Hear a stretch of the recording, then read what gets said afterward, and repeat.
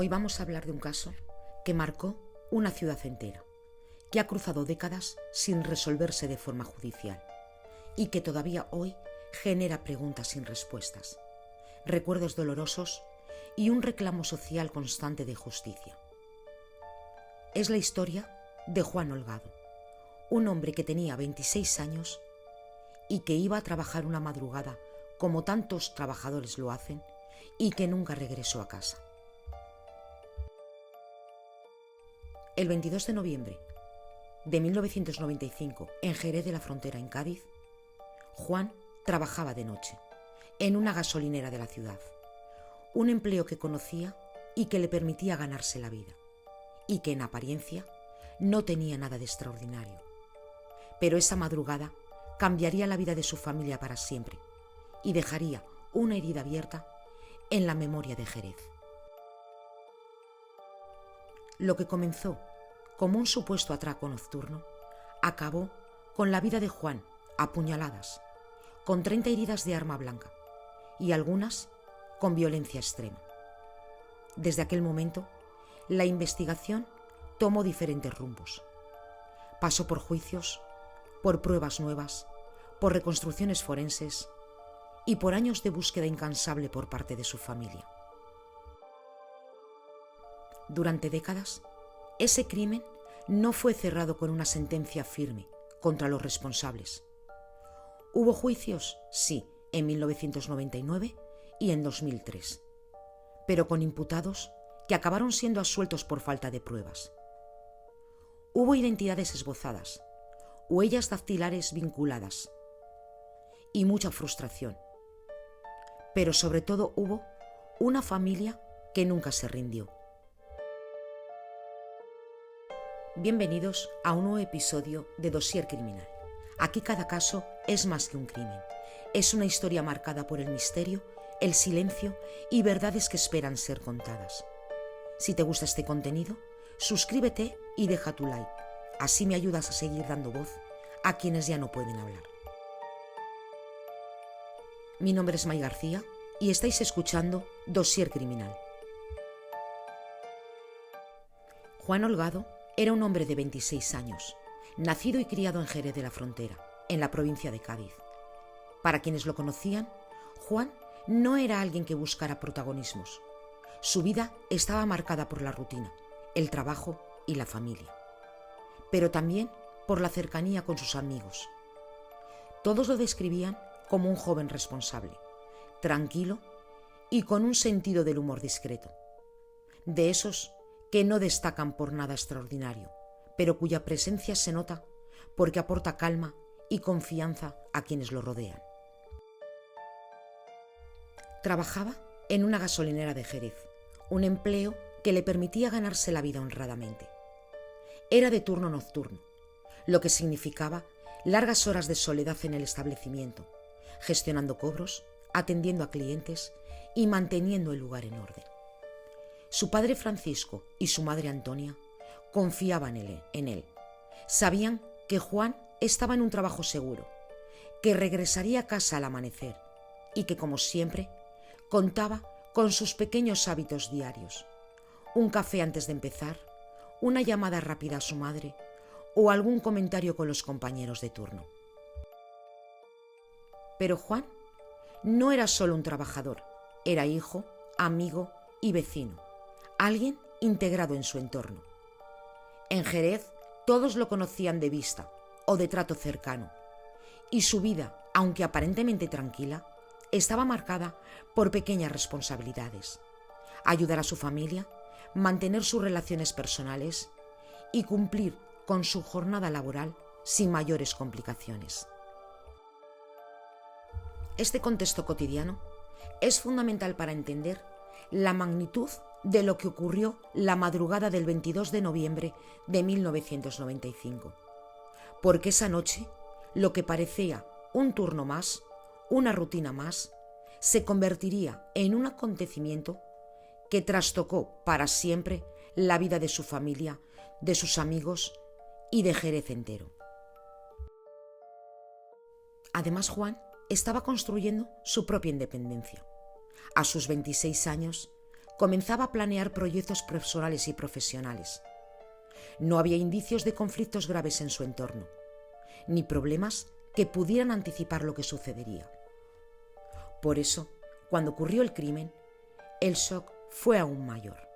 Nadie podía imaginar que un acto de tan violencia extrema podría irrumpir en su vida aparentemente normal y tranquila. En este capítulo de su vida, queremos también poner el foco en su familia, porque sin ellos la historia no se puede contar completa. Su padre Francisco y su madre Antonia fueron quienes sostuvieron su recuerdo, quienes comenzaron la lucha por la justicia y quienes años después se convertirían en símbolos de la perseverancia frente a la impunidad. La relación con ellos, la confianza y la cercanía familiar son elementos que permiten entender la profundidad del dolor y del compromiso que surgió tras su asesinato. También es importante señalar que la rutina de Juan no solo marcaba su carácter, sino también será un elemento clave para construir los hechos. La cronología de sus últimos días, sus movimientos habituales, la forma en que se relacionaba con sus vecinos y compañeros y su presencia en la gasolinera la madrugada de su muerte, serán piezas esenciales para entender cómo se desarrolló el crimen y cómo la investigación comenzó a dar sus primeros pasos. En la madrugada del 22 de noviembre del año 1995, Juan estaba cumpliendo su turno habitual. Para él, aquella noche no era distinta de otra. Revisaba los surtidores, atendía a los clientes que pasaban de madrugada y llevaba la contabilidad del turno. La rutina le resultaba familiar y tranquila, como todas las noches que había trabajado allí. Pero esa madrugada algo cambió de forma dramática. Hacia las 4 de la mañana, cuando Juan ya estaba cerrando los últimos movimientos de caja, entró alguien al establecimiento.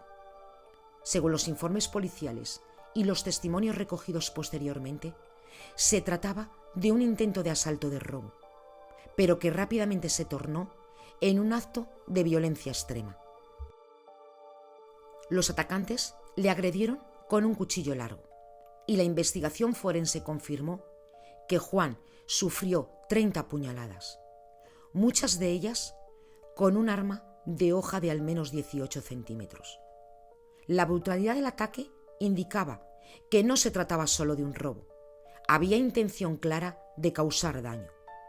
Un nivel de violencia que impactó a todos los que conocían la historia.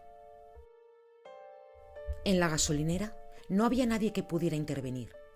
La soledad del turno nocturno, la distancia de la ciudad en esa hora y la ausencia de testigos directos hicieron que el crimen quedara en una escena silenciosa, donde cada detalle contaba, pero aún no se conocía quién había perpetrado los hechos.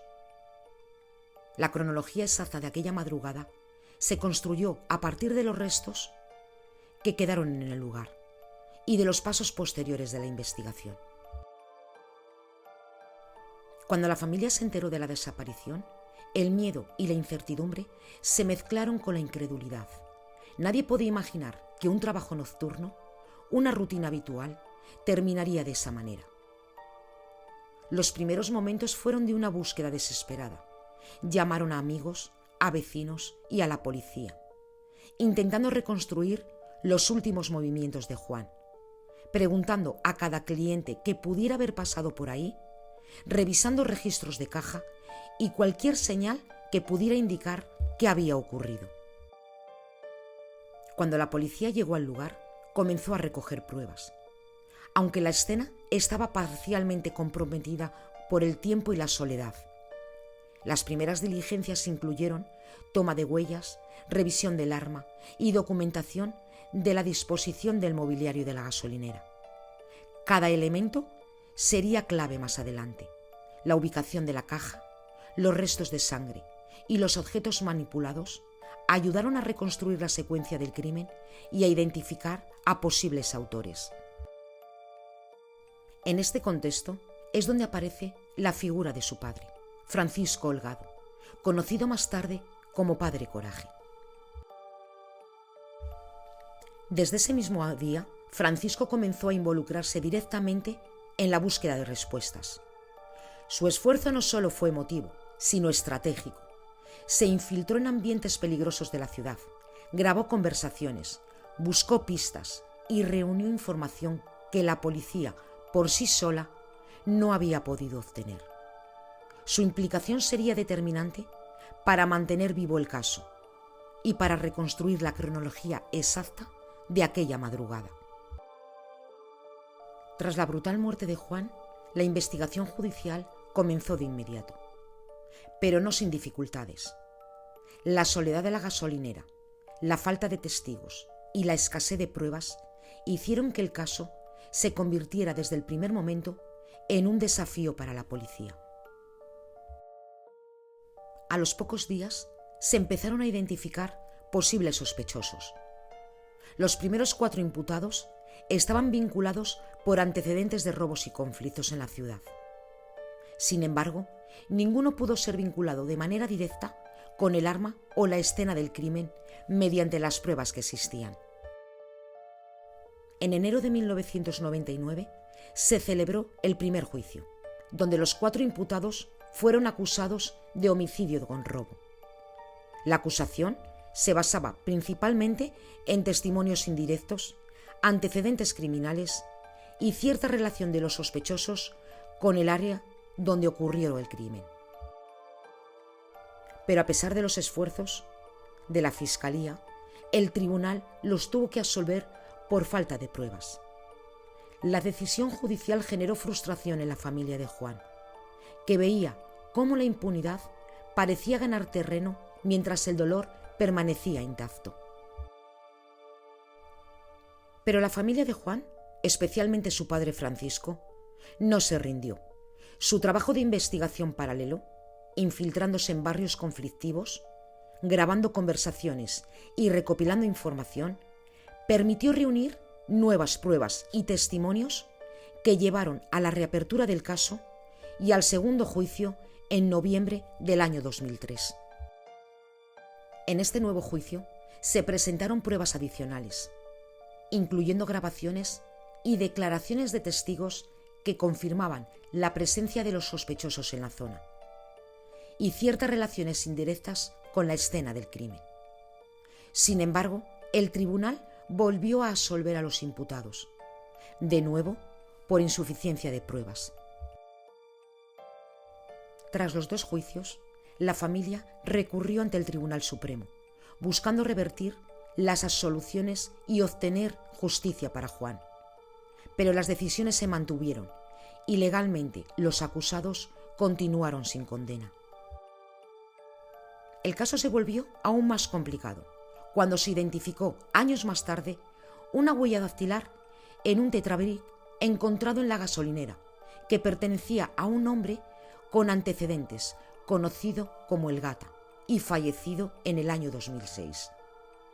Este hallazgo parecía abrir una nueva era, pero tampoco se tradujo en una condena efectiva ni permitió encausar a alguien de manera definitiva. La investigación, limitada por la prescripción del delito y por la muerte de los posibles implicados, no podía avanzar judicialmente. Y mientras la justicia oficial solo encontraba obstáculos, Francisco Holgado mantuvo viva la búsqueda.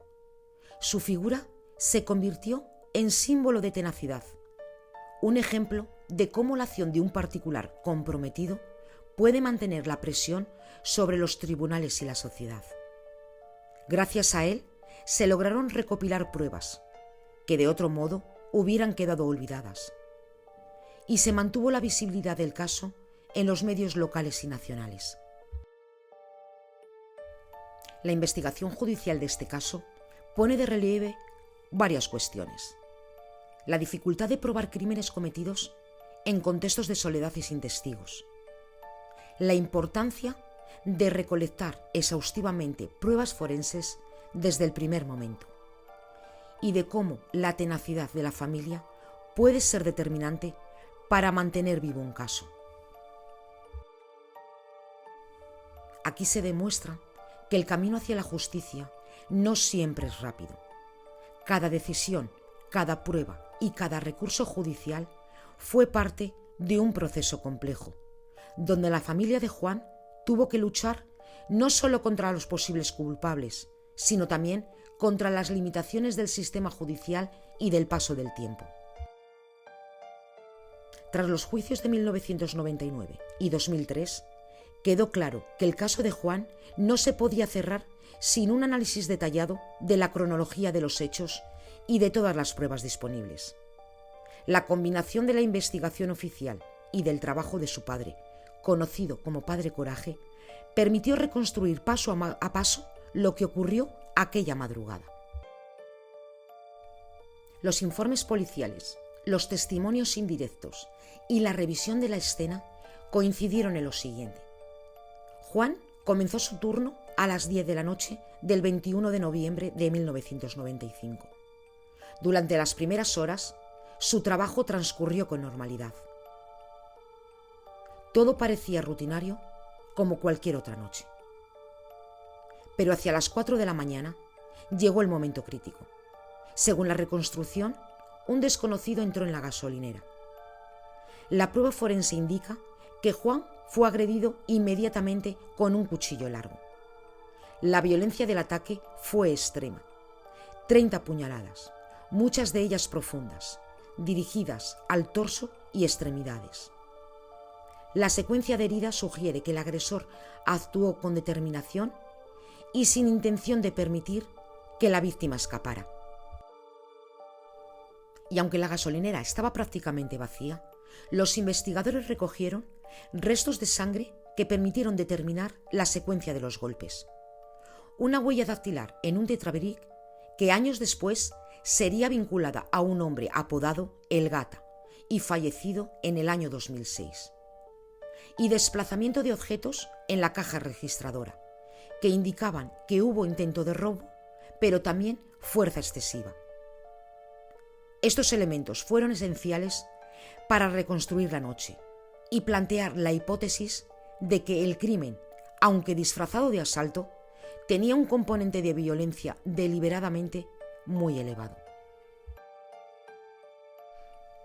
Pero Francisco Holgado no se limitó a esperar el resultado de la justicia.